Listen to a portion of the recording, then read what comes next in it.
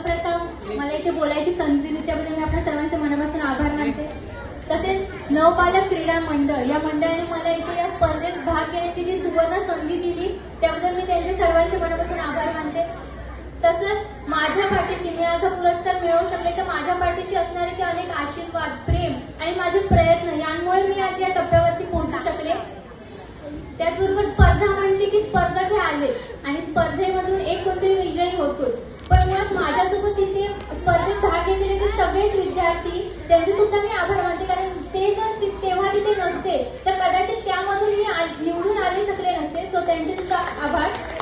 आणि पहिली गोष्ट म्हणजे बोलायचं झालं तर हा पुरस्कार माझ्या एकटीचा नसून तर हा पुरस्कार मी माझ्या स्पर्धेमध्ये सहभागी घेतलेल्या त्या सर्व स्पर्धकांना तसेच नवपालक क्रीडा मंडळ या मंडळामध्ये जे विद्यार्थी आहेत त्या सर्वांना मी समर्पित करते। धन्यवाद।